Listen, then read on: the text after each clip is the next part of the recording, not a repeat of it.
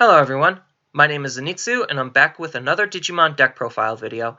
So today I'm going to be taking a look at Special Booster 1.5, and Special Booster 1.5 it definitely has some really interesting things that we can make some unique decks out of, and one of the concepts that I see people online playing around with are these security Digimon and trying to build a very powerful security stack and basically rely solely on that security stack to basically act as both your offense and defense of the deck, while also still trying to play cards to heavily support your security stack. So I definitely think it's a really interesting deck with a whole bunch of strengths and weaknesses, so I thought I'd take my own crack at it to figure out what the deck is trying to do and support it the best that I can. So going over the deck, starting with the Digitama, I'm going to be running 4 copies of Demi-Meramon. So Demi-Meramon is really nice because he has this powerful inheritable ability of on delete, where we get to draw 1 card and discard 1 card. So looting is just really powerful because it helps us discard the cards we don't want or we can't use, and it helps us dig through our deck faster than we normally would. And then the best supporting card to Demi-Meramon is going to be Tapermon, so that's why we're running 4 copies of Tapermon.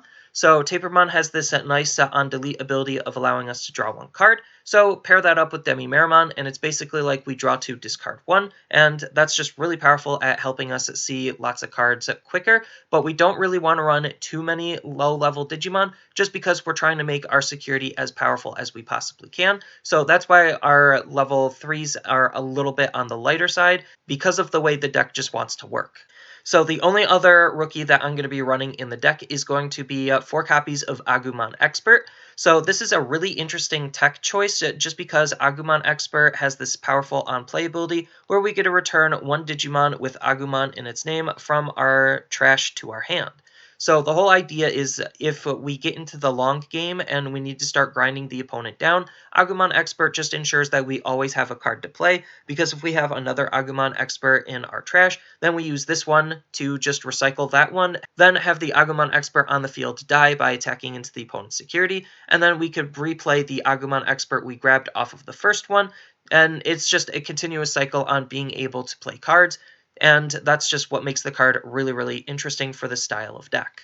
Next, on to the champions. All of the champions are basically going to be 4-ofs of the 3 primary colors that we're going to be running in the deck, which is going to be black, red, and yellow, and these are just to make sure that all of our options can be online, and they still have just some very powerful synergy with the deck, just by being security Digimon, so that way when they're checked from the security, they get to go onto the field, and that helps us aggress or play some of our other cards, and that's just what makes them all really, really good.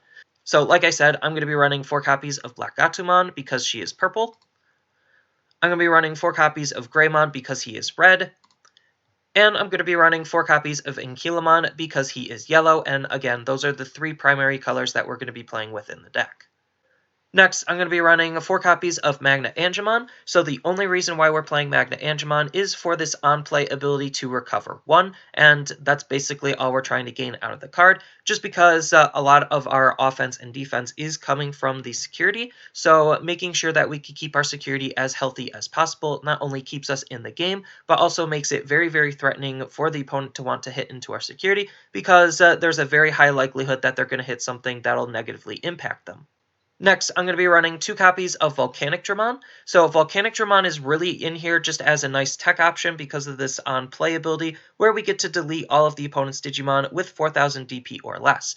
So one of the big weaknesses of the deck is that if the opponent just goes wide enough and we can't really interact with their board, then they could just have enough Digimon to just mitigate any negative downsides that they would be hitting into in our security. So Volcanicdramon just helping us wipe the field of all of their smaller Digimon just helps limit what they can do in terms of that type of counter strategy. And then on top of which, he has this nice security tech 1 ability, so that way we can also pressure the opponent's security at the same time, because while we're recovering our own, we're also trying to deal damage to theirs and kind of race them on how the security is going to be played. And then the last mega of the deck is going to be 4 copies of Magnadrumon. So Magnadrumon is really only in here for basically almost all of the exact same reasons as Magnadrumon, where we're just looking to utilize the on-play ability to recover 2 if our security is 3 or less. So while we're slowly playing cards to beat up onto the opponent's security, they're going to have to try to beat up into our security if they're going to want to win the game. So we're eventually going to hit 3 or less security. And Magnadrumon is just really, really powerful because of the recovery ability, just to keep our security as healthy as possible. And again, because our security is going to be so threatening for the opponent, they're going to want to not really try to attack our security or figure out how to mitigate our security. Next, onto the options, I'm going to be running 4 copies of Trump Sword. So Trump Sword is in here because it allows us to delete one of the opponent's unsuspended Digimon. So if they have a field of Digimon, then there's a very high chance that Trump Sword will be able to delete one of their Digimon. And that's really the only reason why we're playing the card, is for the security ability to activate its main ability. But if we do need to just clear off a card, then Trump Sword is a very nice card to just help us clear out some of their Digimon anyway. Next, I'm going to be running 4 copies of Gaia Force. So Gaia Force is basically in here for all of the exact same reasons as Trump Sword. If it's checked in the security, we get to activate its main effect to just delete one of the opponent's Digimon. And then if they have a Digimon that we really can't handle, then we have Gaia Force to make sure that we could just get rid of that Digimon.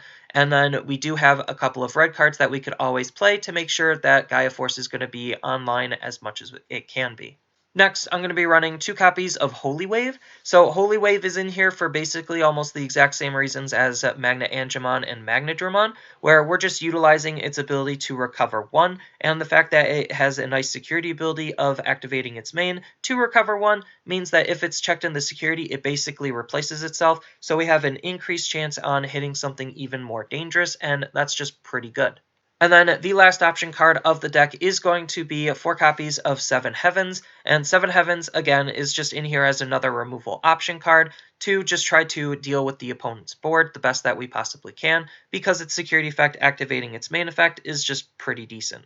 And then as far as the tamers go, I'm going to be running 3 copies of Mimi. So this Mimi is really nice because she has a very powerful ability where during all turns, when a player uses an option card, we could suspend this tamer to gain 1 memory. So if we actually need to play our option cards, she just makes our option cards that much more efficient, but she also could help make a lot of the opponent's option cards less efficient depending on when and how we utilize the card. And then the last tamer of the deck is going to be 3 copies of TK. So TK having the security effect of being able to play him for free is also really, really nice. That's just what all tamers have at this point. And then we're really playing TK for his 2 main abilities. So his first ability is he's a memory fixing tamer. So if we're ever caught with 3 or less memory, then he'll always set us to 3. So he prevents us from being memory starved. And then he has this really powerful on-play ability where we get to look at our security stack, then reveal 1 card and add it to our hand, and then if that card is yellow, then we get to recover 1. So we are playing a decent amount of yellow cards, and this is really in here just to try to fish out our yellow Digimon, like Magnadrumon and Magnadrumon. So we also could take a couple of other yellow cards if we really feel like it, but just having the information on what is going to be in our security is also really, really relevant. On top of which, he could also help us fix our hand, and he recovers 1, so that way a new card is going to be added into the security, and that's just, again, really, really powerful. And then there's just a whole bunch of different ways that you could take and utilize the deck depending on what you want to play and what you want to gain out of the deck. So I think that the Digitamas that all will help you draw cards are all very, very relevant. So if you wanted to play a blue base, you have Upamon and Demi-Vmon.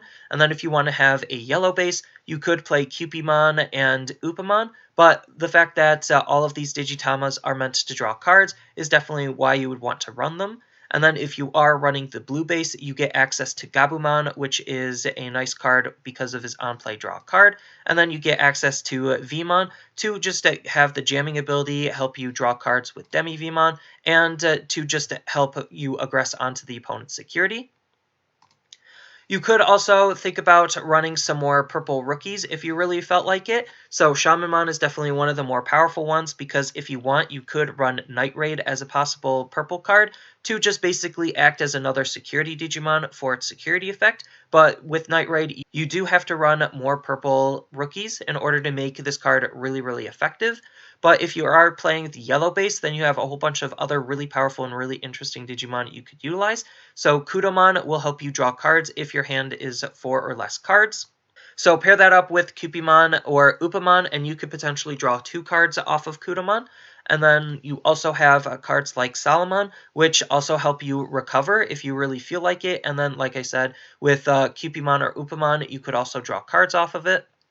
And then you have access to a card like Lotmon, where you could just utilize your security to add another card to your hand and draw more cards that way, but you don't have to if you don't want to. But Lotmon, just being another good yellow rookie that we could possibly think about if you're using a yellow base, is definitely really, really nice. And then if you are playing a blue base, then you also have access to Airdramon, which is the blue security Digimon. And then if you are playing the blue base, you could also think about running green cards also, just because there is a lot of blue-green synergy, where you could think about adding in Flymon. And then with the blue-green synergy, you could add something like a Positron Laser in, where it has a very powerful security ability of stopping the opponent's aggression. And then we get to bounce one of their rested Digimon to their hand. And then if we also need to utilize this card, then we could use its main ability to just allow us to stop the opponent from blocking some of our attacks or attacking, and then we still get that same bounce effect. And then if we are still playing this blue-green base, we could also think about running Terrace Cluster to also remove another potential threat off of the opponent's board. We have access to Zudomon as some more on-play draw cards. We have Cocytus Breath to just act as another removal card for blue. We have Puppetmon to just help stop the opponent's aggression and allow us to aggress even easier. And then we have Davis to also act as another memory-fixing tamer while helping us try to draw cards. But if you are going to try to continue playing into purple and yellow a little bit more, we have access to cards like Wizardmon, where he could just have Retaliation, and then he has this nice on-delete ability of drawing us a card. So he's acting very similar to Tapermon in that aspect, except he also could be a removal card in and of himself because of Retaliation. Could think about running Cherubimon just because he has this great when attacking ability, where if we have 3 or less security, then we get to place 1 yellow Digimon from our trash into our security, so we could use it to set up in Kielmon. And then we also could have access to Seraphimon to just, when Digivolve, recover 1. And then if we have 3 or more cards in our security, then this Digimon will gain security attack +1, so he just allows us to recover our security and add that much more pressure onto the opponent. And then if you just want a purple memory fixing tamer, we could think about utilizing Matt to just recycle some of our purple cards to make sure that we could play our purple cards. So like I said, there's just a whole bunch of different options and tools that you could utilize in the deck to really customize it and make it your own.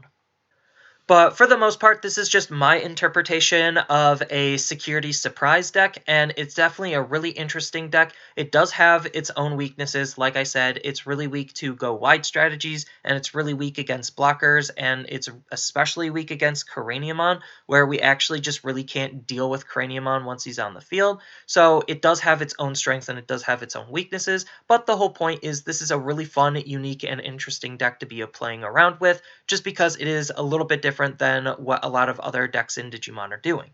So that's all I really have for this video. As always, I'll have the deck listed down in the description below, and feel free to tell me your thoughts down in the comments below. And as always, don't forget to like, share, and subscribe for more content, and I'll see you in the next video.